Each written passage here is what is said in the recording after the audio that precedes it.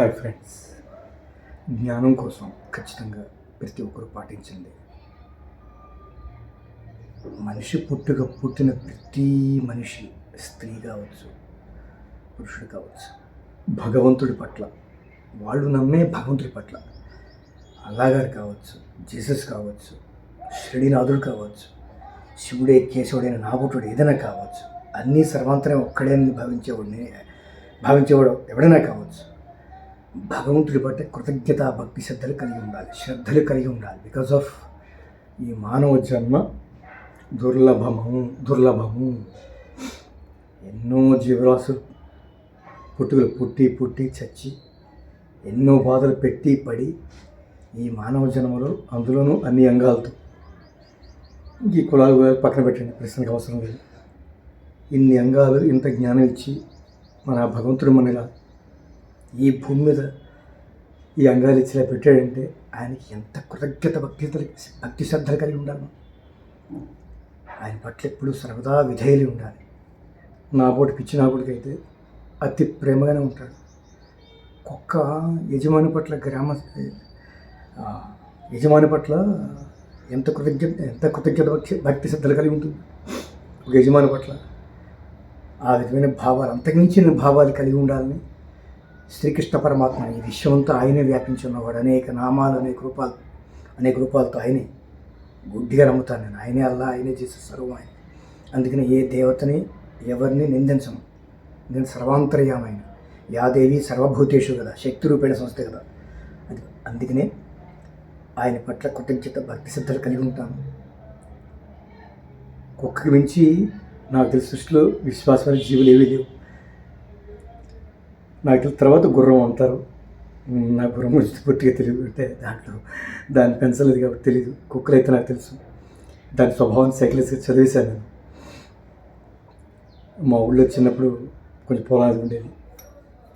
సరా పొలాల్లో తిరుగుతూ ఏదైనా పెడితే తినేది, మా వంట వచ్చి తిరిగేది. అలాగే తాటి ముంజులు అవి నరుకు తినేవాడిని. అవన్నీ నాకు బాగా. అయితే సందర్భంలో కుక్క వచ్చింది, దానికి ఏదో కొంచెం పెట్టాము, తింది, పడుకుంది. సరదాగా దాని దగ్గరికి వెళ్ళి వచ్చింది. మళ్ళీ మామూలుగా వస్తుంది కదా సరదాగా వచ్చిన తర్వాత సరే కత్తి తీసి దాన్ని ఇలా అంటున్నాను. అంటే నువ్వు కొట్టద్దు, నన్ను చంపొద్దు అన్నట్టుగా అని అంటుంది. దాని ఫీలింగ్స్ అబ్జర్వ్ చేస్తాను సైకలాజికల్గా. దాని బాహ్యమైన, భౌతికమైనటువంటి దాని బాడీ మోల్డ్ అవన్నీ కూడా అబ్జర్వ్ చేస్తాను. ఎలా అంటే సాధారణంగా యజమానిని ప్రేమించేవాడిని దాని చెవులు ఎప్పుడు కూడా మెల్ట్ వేసుకుంటుంది, కింద పెట్టేసుకుంటుంది. సర్వదా విధేయులై ఉన్నానని చెప్పడం అనమాట. అలాగే దాని బాడీ, ఎంటైర్ బాడీ నిక్కపరచదు, అలా కునిగిపోయి ఉంటుంది. తోక ఇవన్నీ కూడా ముడుచుకుంటుంది. అవన్నీ అబ్జర్వ్ చేస్తుంది దాని యొక్క భౌతికమైనటువంటి భావాల్ని. అలాగే కళ్ళు, ఇవన్నీ కూడా కళ్ళు మూసుకుంటుంది. నేను దాని పట్ల దానికి కత్తిలో పెడుతుంటే కనీసం వారించడం కానీ, తప్పించుకోవడం కానీ అదేం చేయట్లేదు. అప్పుడు కత్తి పక్కన పడేసాను. దాని నమ్మకం బొమ్ము చేయకుండా దాన్ని దగ్గర తీసుకున్నాను. చిన్నపిల్లే, దాన్ని నేను కొన్ని ఎక్కువ ప్రేమించను, అంటే శుభ్రాలు బట్టి. కానీ దానిలో ఉన్నటువంటి కృతజ్ఞతని, దానిలో ఉన్నటువంటి అసలు ఇంకా నేను అన్నిటికీ పడిపోయాను. కుక్క అంటే ఇది కదా, ఏ మనిషికి ఉంటుంది, మనిషి కూడా ఉండేలాగా.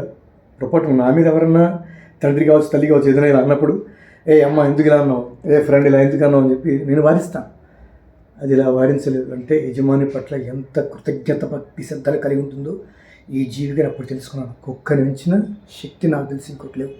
అంత విశ్వాసమైన జీవి అది.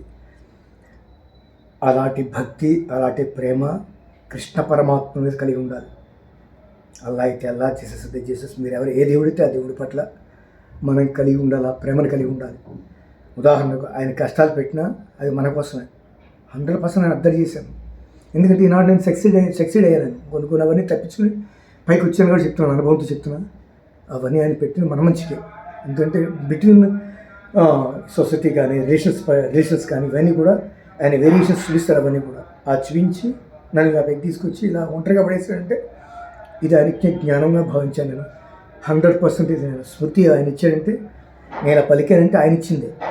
నేను పలికేది నేనే, పలికించే పరబ్రహ్మస్వరూపం అన్నీ ఆయనే.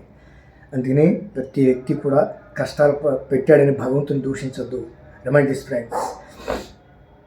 కష్టాలు అనేవి కూడా ప్రతి వ్యక్తికి కష్టాలు నీటి అవసరం. వాంటెడ్లీ రావు వేరే విషయం. కానీ ఆ కష్టాల్లో మర్మాలు గమనించగలిగారు ఇప్పుడు కూడా. అది ఆ సిచ్యువేషన్ ఉన్నప్పుడు గమనించలేము. నేను తర్వాత గమనించుకున్నాను. కొందరికి ఆదిలోనే గమనించి ఎస్కేప్ అవుతారు. కొందరు ఆ కష్టాలు వస్తాయంటే అసలు ఏమి అనరు, అన్నీ వదిలేసి వెళ్ళిపోతారు. నా కూడా వారించి డిస్కస్ చేసి బయటకు వచ్చాను. నేను అధమ పక్షంలో ఉన్నాను.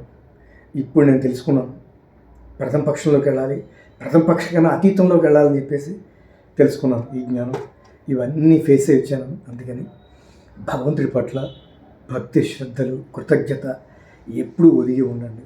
నేనైతే అతి ప్రేమకుని భగవంతుడి పట్ల సర్వదా విధేయుడిని. ఎందుకంటే నేను కొన్ని బాధలు పడినప్పుడు, శరీరం కొన్ని బాధలు పడినప్పుడు కొన్ని పడ్డాను బాధలు. అప్పుడు శరీరం విలువ, అంగాల విలువ అన్నీ తెలుసుకున్నాను అనమాట. మన ఇంతగా ఉంచి ఇలా ఇంత వాణి చేశాడంటే ఈ అందమైన ప్రకృతి అమ్మ. అందుకని ఆ శ్రీమన్నారాయణకి నేను ఎప్పుడు సదా రుణపడి ఉంటాను. నన్ను ఆయన డైరెక్ట్గా నాకు కనపడి ఆయన నన్ను శరీరం ముక్కలుగా నరికేసా నాకు ఇష్టం. అంత ఇష్టం ఆయన పట్ల. అసలు ఆయన గురించి నేను వర్ణించలేను. ఎన్నో సందర్భాల్లో నాకు ప్రాణభిక్ష పెట్టి కాపాడాడు ఆయన.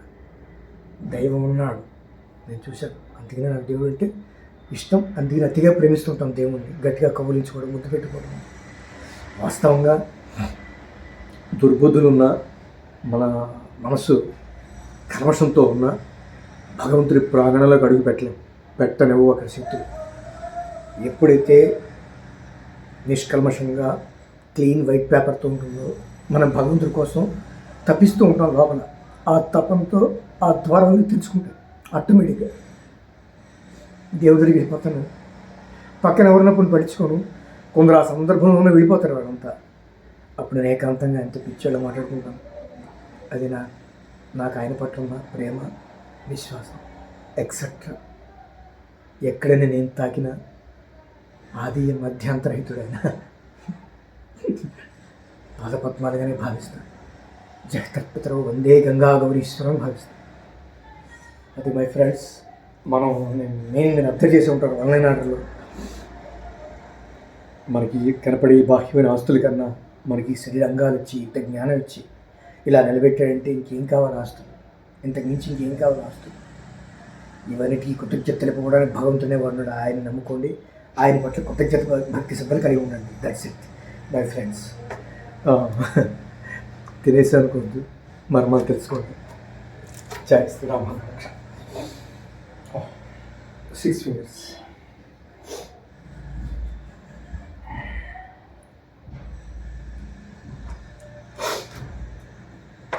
జై శ్రీరామ.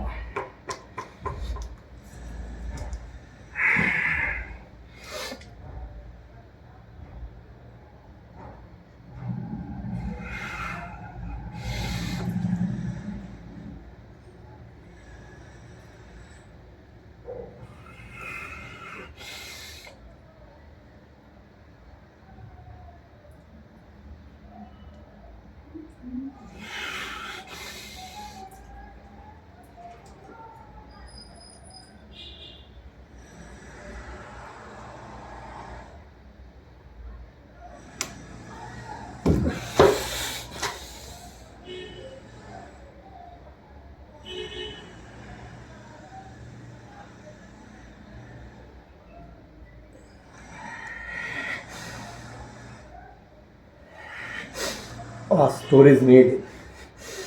ఆ స్టోరేజ్ చేసినప్పుడే మన ఎంటైర్ టు బాడీ పంపింగ్ జరుగుతుంది, వాయు. అది చాలా మంచిది. ఈ సందర్భంలోనే మనకి బాడీకి మొత్తం స్ప్రెడ్ అవుతుంది. ఎప్పుడైతే మనం మొత్తం తొలగించేసామో బాడీకి ఏమి పనికిరావు, చేసిన ఎక్సర్సైజ్ కానీ ఏమి పనికిరావు. ఎస్, చాలామంది అబ్జర్వ్ చేస్తుంటాను. క్రికెట్ ఆడినప్పుడు, ఆ రన్నింగ్ చేసేటప్పుడు మౌత్ వదిలేస్తారు, అసలు వదలకూడదు. అందుకనే బాడీ బిగిపెట్టి కొంచెం రిలీజ్ చేస్తే entire to body full energy. మళ్ళీ ఆ 6 కొట్టాలంటే ఈజీగా ఎనర్జీలో ఎండర్ ఉంటుంది, టక్కున బాడీ వెళ్ళిపోతుంది. కాబట్టి ఎప్పుడైతే మౌత్ రిలీజ్ చేసామో ఉండదు, ఎనర్జీ ఉండదు. ఇప్పుడు చేయకూడదు. ఇదే కాదు, ఎనీ ఎక్సర్సైజ్ ఏదైనా సరే విత్ మౌస్.